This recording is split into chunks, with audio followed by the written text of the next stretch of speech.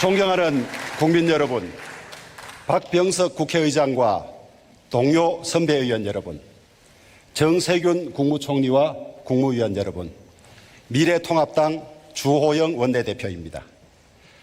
민주주의는 권력 분립과 법치주의가 그 근본입니다. 그런데 지금 우리나라는 권력 분립 원칙이 무너지고 법치주의가 훼손되고 있습니다. 국회의 존재 이유는 행정부 권력을 감시하고 견제하는 것입니다. 그런데 언제부터인가 우리 국회가 대통령 권력을 추종하는 것을 넘어서 옹호하기에 급급한 실정입니다. 국회의원 한 사람 한 사람은 독립된 헌법기관입니다.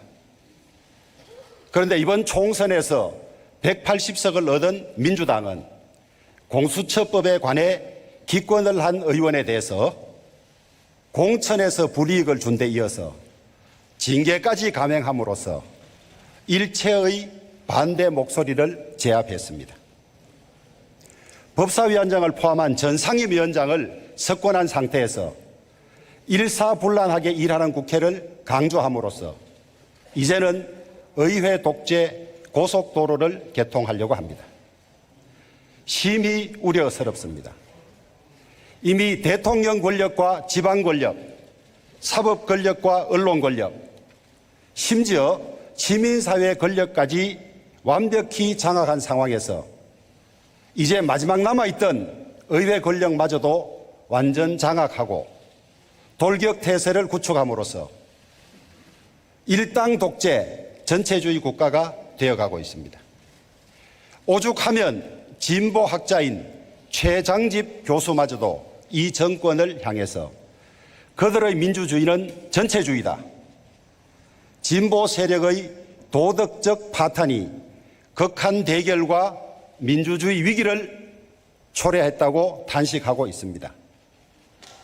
한마디로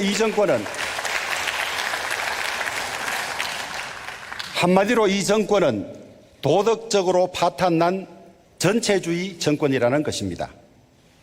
이런 상황 하에서도 대통령과 민주당의 김태년 원내대표는 기회 있을 때마다 협치를 강조하고 있으니 국민들은 혼란스러울 따름입니다. 대통령이 말하는 협치는 대통령과 민주당이 하는 일에 그저 반대하지 말고 찬성하는 것을 말하는 것입니까? 항우가 힘이 없어서 망했습니까?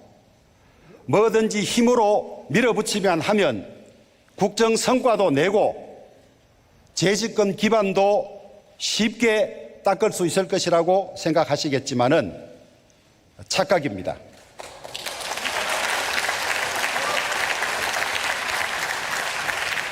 권력은 손에 쥔 모래와 같아서 악착같이 움켜질수록 모두가 빠져나가는 허망한 속성을 가지고 있다는 것을 역사가 수없이 가르쳐주고 있습니다.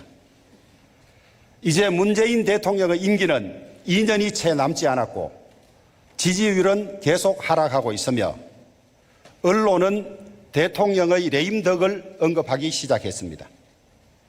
국민 통합을 위해서나 정권의 성공을 위해서라도 진정한 협치에 나서줄 것을 간곡히 충고합니다.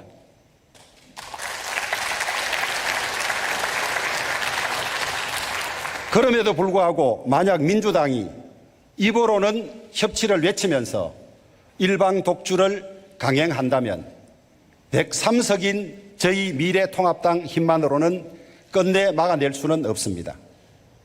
우이독경 막무가내인 문재인 민주당 정권의 폭정을 막아낼 힘은 결국 국민들밖에 없습니다.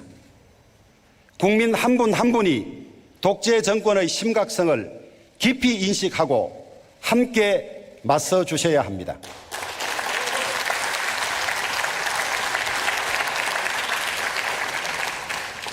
문재인 정권은 공정과 정의, 인권과 평등, 사법부 독립, 여성 친화 정책 등을 내세우면서 국민의 표를 얻어서 출범한 정권입니다. 그런데 과연 이러한 가치들이 이 정권에서 제대로 지켜지고 있는 것입니까?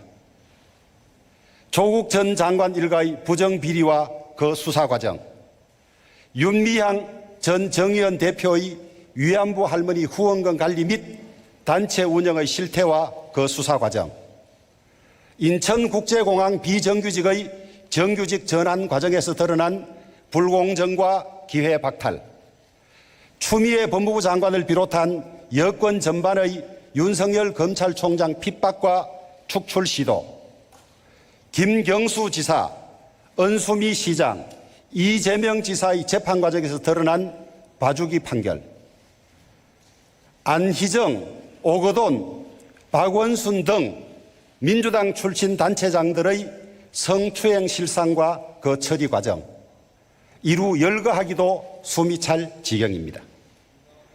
국민들은 이 정권의 위선에 대해서 큰 배신감을 느끼고 또 들통나도 당당한 몰염치에 분노하고 있습니다.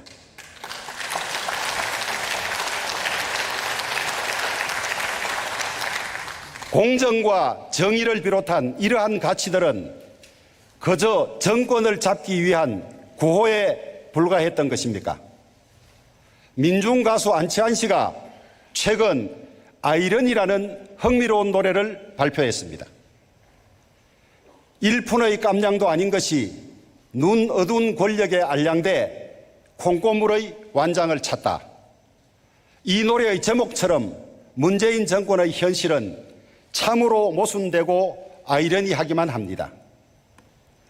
얼마 전 국민들을 향해서 욕설을 서슴없이 내뱉은 집권 민주당의 이해찬 대표님, 우리는 옳고 너희는 모두 그러다는 그 태도, 세상에 그런 오만이 어디 있습니까?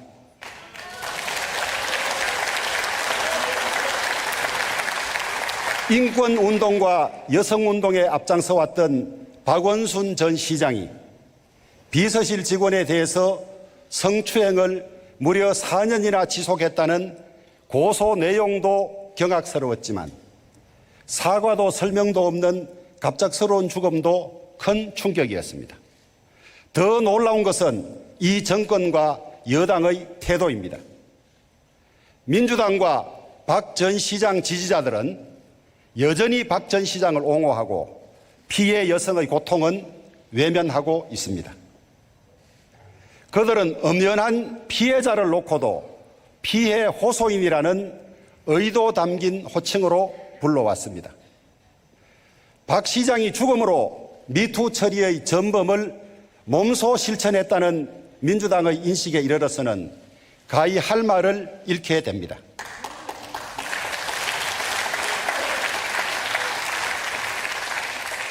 미투에 이르러서도 편을 가르고 진영을 가르고 있습니다. 피해자의 고통을 외면하면서 2차 가해를 서슴지 않고 있습니다. 김태년 원내대표께서는 피해자 보호와 진상규명 대책 마련을 위해서 노력하겠다고 하셨습니다. 국회 차원의 진상규명과 재발 방지 대책을 위한 특위 구성을 제안합니다.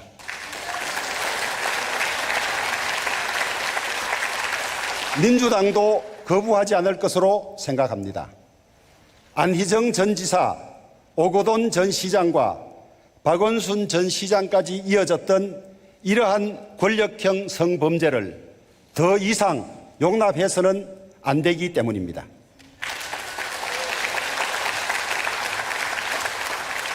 김명수 대법원장, 김선수, 박정화, 노정희, 김상환 대법관, 이들은 우리법연구회, 국제인권법연구회 또는 민변 출신들입니다.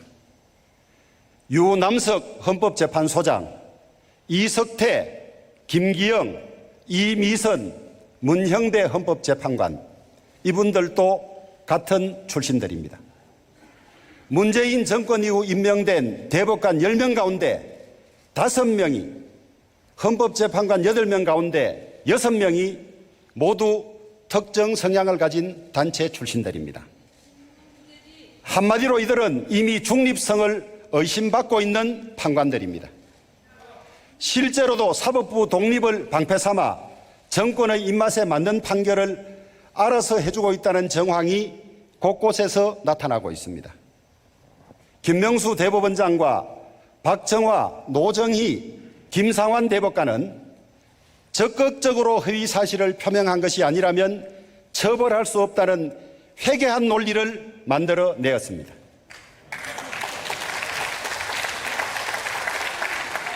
유남석 헌법재판소장과 이석태, 김기영, 이미선, 문형배 헌법재판관은 패스트 트랙 과정이 적법하다고 판단했습니다. 이미 예상되었던 일입니다. 앞으로도 예상할 수 있는 일입니다. 4.15 총선 직후 한 달간 전국에서 무려 125건의 선거무효 소송이 제기되었습니다. 그 가운데 31곳의 선거구 투표함에 대한 증거 보전이 집행되었습니다. 그런데 아직 한 곳에서도 재검표가 이루어지지 않고 있습니다. 왜 이렇게 늦어지는 것입니까? 사법부가 권력에 장악된 것이 독재의 완성이라면 이미 우리나라는 독재 국가가 된 것입니다.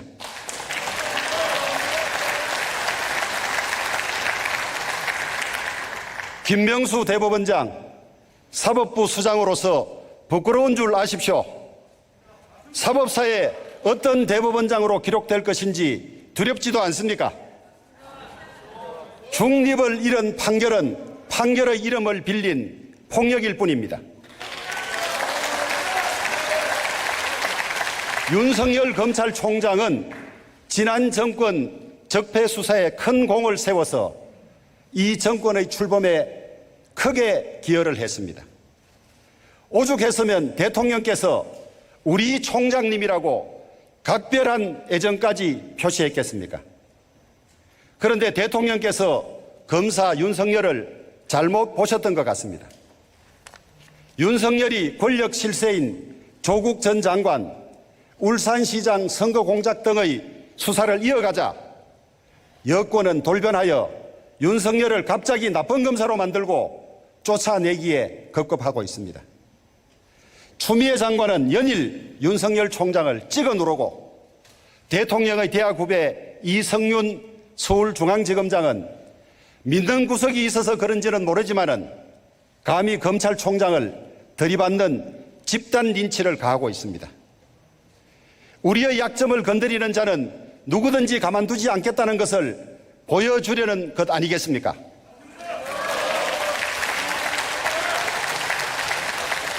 공권력의 최고 상징인 검찰총장을 전 국민들이 보는 가운데 이렇게 무지막지하게 핍박하는 정권이 이전에 또 있었습니까? 이게 법치주의 대한민국입니까? 이러한 책임을 묻기 위해서 저희 미래통합당과 국민의 당은 공동으로 추미애 법무부 장관에 대한 탄핵소추안을 제출했습니다. 이는 대한민국의 법치주의를 지키기 위한 것입니다.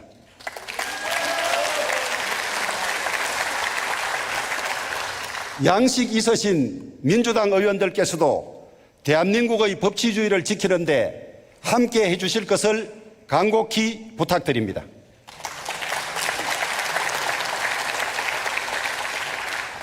존경하는 국민 여러분, 국민들은 대한민국 안보 정책의 내용에 관하여 알아야 할 권리가 있습니다.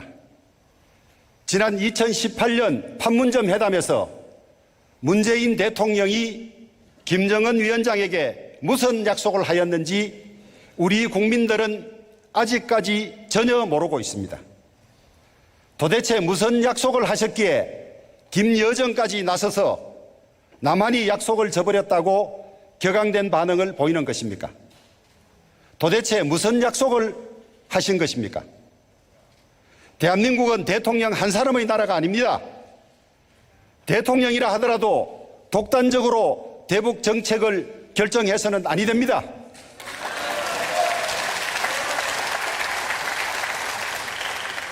북한의 핵무장 강화를 외면하고 국가 생존을 위한 동맹 관리를 등한시하는 사이에 독도 상공과 제주 동남방 한국 방공식별구역에는 러시아와 중국의 군용기가 수시로 출몰하고 있습니다.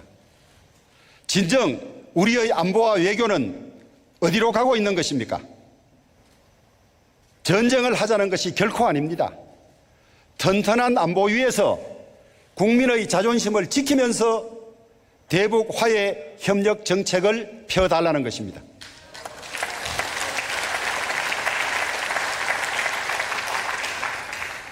지난 3년간 이 정권은 소위 평화 프로세스로 한반도에 진정한 평화가 온 것처럼 호들갑을 떨었습니다.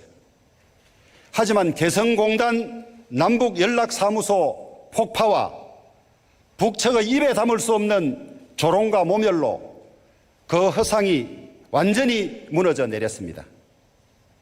북한의 남북연락사무소 폭파는 대한민국에 대한 공격 행위입니다. 이런 심각한 사안에 관하여 대통령께서는 겨우 실망스럽다는 말씀밖에 할 수 없으십니까? 정책이 실패하면 정책을 바꿔야 함에도 불구하고 이번 통일안보라인 인사를 보면 실패한 그 정책을 그대로 답습하고 나아가 더 강화하려는 것으로밖에 보이지 않아서 많은 국민들이 우려하고 있습니다. 특히 국가정보원은 대한민국의 생존과 번영을 결정할 글로벌 정보전쟁을 수행하는 최고의 국가안전보장기관입니다. 그런데 대통령께서는 이 국가정보원을 단순히 대북협상 창구 정도로 인식하고 있는 것 같습니다. 그렇지 않고서야 어떻게 전문성도 없으며 대북 불법 송금으로 징역형을 살았던 사람을 국가정보원장에 지명할 수 있습니까?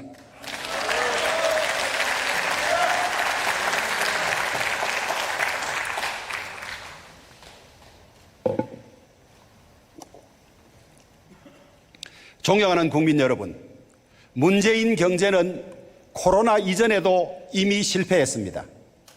코로나로 그 고통이 더 가중되었을 뿐입니다.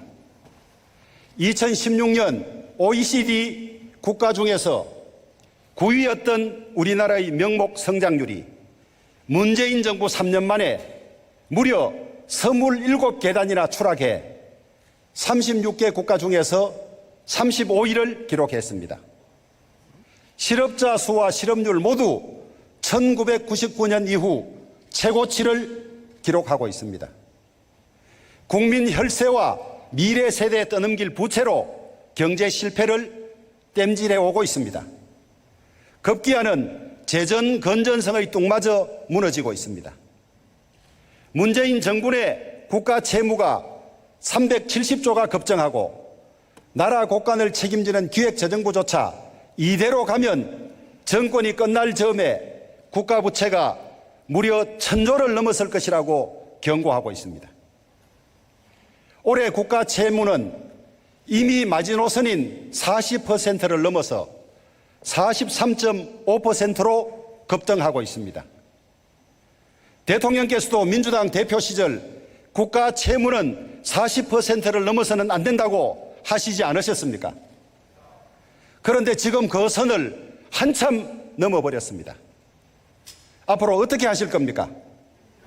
더 이상 막대한 부채를 다음 정부와 자식 세대에게 넘겨줘서는 안 됩니다. 이 정권은 2년도 채 남지 않았지만은 대한민국은 앞으로도 영원히 계속되어야 하기 때문입니다.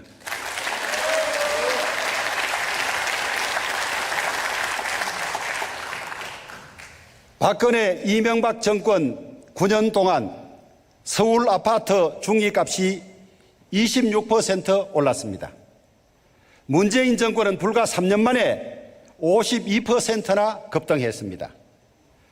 9년 동안 26% 오른 것과 3년 동안 52% 오른 것을 비교하면 같은 기간에 무려 6배에 해당하는 수치입니다. 문재인 정부가 부동산 대책을 무려 22번이나 쏟아내었음에도 불구하고 집값은 여전히 치솟고 있습니다. 그럼에도 주무장관인 김현미 장관은 정책이 잘 작동하고 있다고 하고 있고, 여당 의원은 그렇게 해도 집값 안 내려간다고 하니 국민들은 분통이 터질 따름입니다. 우리 서민들은 열심히 벌어서 내 집 한 채 장만하는 것이 평생의 꿈인데 집값은 급등하고 대출은 막아놓으니 이생진망이라고 절규하고 있는 것 아니겠습니까?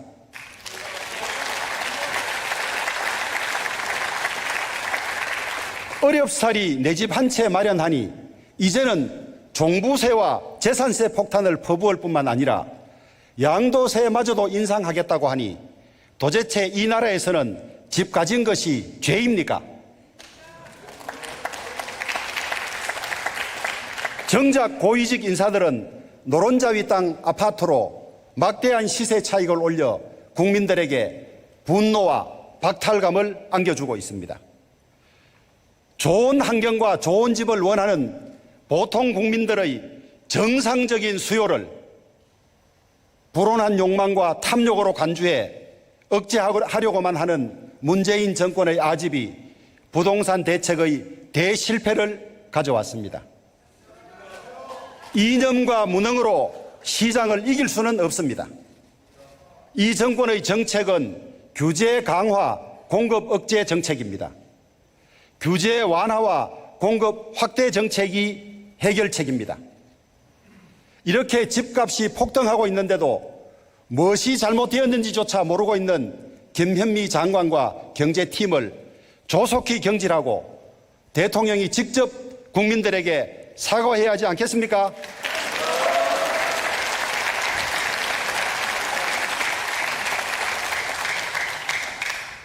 문재인 정권의 탈원전 고집은 대한민국 자해행위입니다. 국가 백년대계인 국가에너지 정책을 국민적 합의나 제대로 된 법 절차 없이 대통령의 말씀 한마디로 대못질해 놓고는 요지부동입니다. 후쿠시마 원전 대형 사고를 겪은 일본조차도 신규 원전을 이어가고 있고 대만과 스웨덴도 다시 원전을 늘려가는 방향으로 정책을 변경하고 있는데 유독 우리나라만 탈원전 태양광을 고집하고 있습니다. 태양광 사업으로 전국의 산야가 온통 파헤쳐지고 중국산 패널로 뒤덮여가고 있습니다. 그린 뉴딜, 디지털 뉴딜에 엄청난 양의 전력이 소요될 텐데 겨우 전력 예비율 30%를 가지고 충분하다는 게 말이 됩니까? 4차 산업혁명으로 전기차와 자율주행차, 데이터 센터 등 전력을 아주 많이 쓰는 산업 분야가 확대되면서 에너지 수요의 폭발적인 증가가 예고되고 있습니다. 무엇으로 4차 산업혁명과 에너지 수요를 감당하려 하십니까?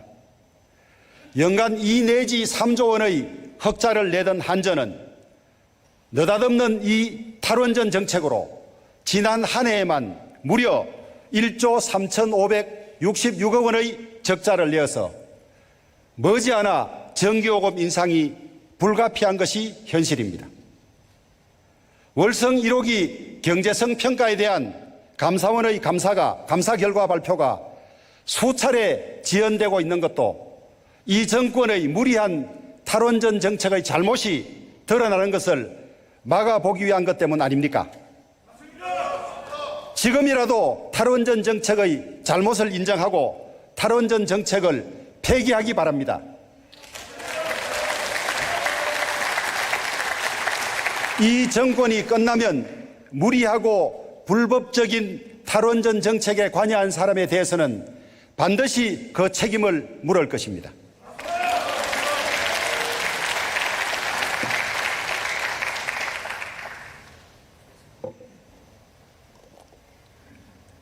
지난 6월 22일 인천국제공항공사가 보안요원 정규직 전환 계획을 발표했습니다. 2017년 5월 대통령께서 당선 사흘 만에 인천공항을 찾아가 비정규직 제로를 선언하면서 시작된 비정규직 정규화는 지금 우리 사회에 다시 공정과 기회평등의 가치를 묻고 있습니다. 왜 대통령께서 찾아가서 성恩을 베푼 기업만 전원이 정규직이 되고 그렇지 않은 기업은 차별받아야 합니까? 살인적인 청년 실업 속에서 밤낮 없이 취업 준비를 해온 청년들의 박탈된 기회는 어디서 보상받아야 합니까?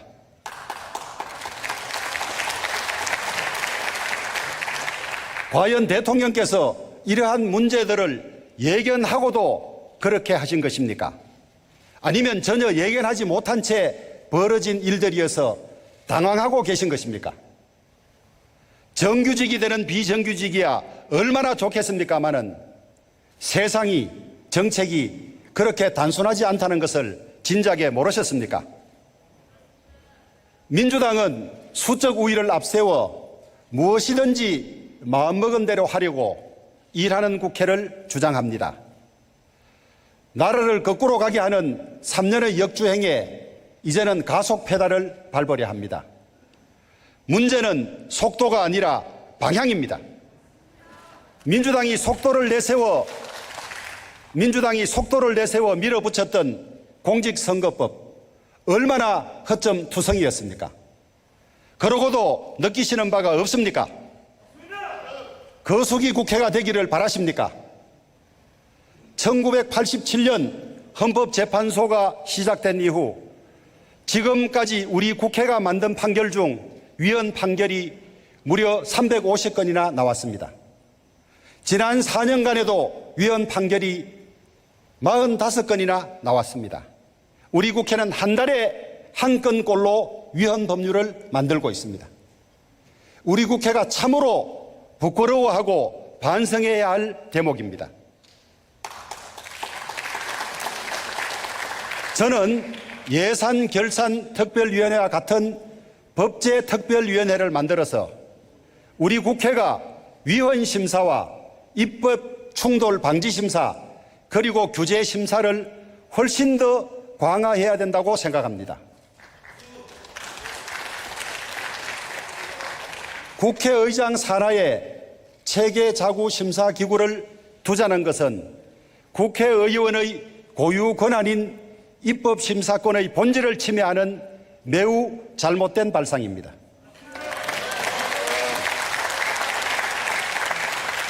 존경하는 국민 여러분, 대통령께서는 국민이 행복한 나라, 내 삶이 나아지는 나라를 만들겠다고 하셨지만은 정작 우리 국민들에게는 점점 좌절과 분노만이 쌓여가고 있습니다.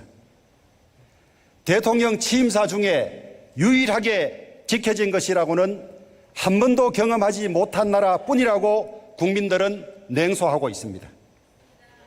문재인 정부가 지난 3년 그 위선을 문재인 정부가 한 지난 3년의 위선을 모두 벗겨내고 이제 저희가 제대로 된 나라 대한민국을 만들어 가겠습니다.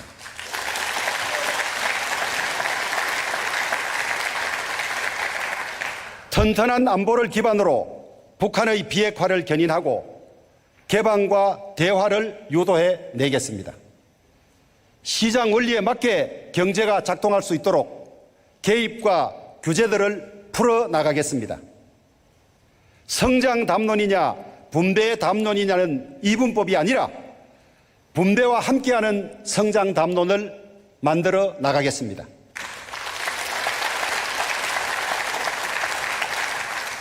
우리 서민들의 내 집 마련 꿈 저희들이 지켜나가겠습니다.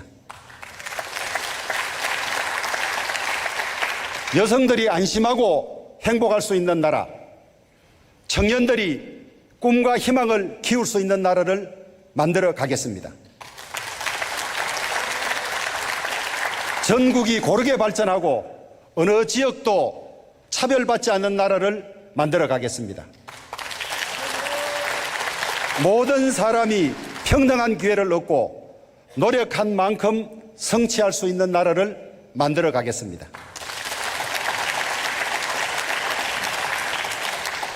책임과 헌신으로 자유민주주의와 시장경제의 가치를 이루고 대한민국의 건강을 지키는 책임정당으로 우리 미래통합당은 다시 태어나겠습니다.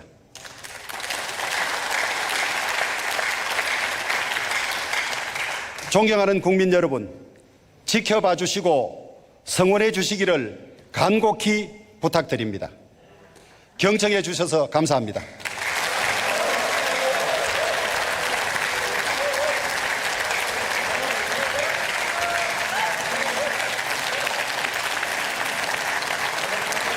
예, 주호영 원내대표 수고하셨습니다. 오늘 회의는 이것으로 마치겠습니다. 탄핵을 선포합니다.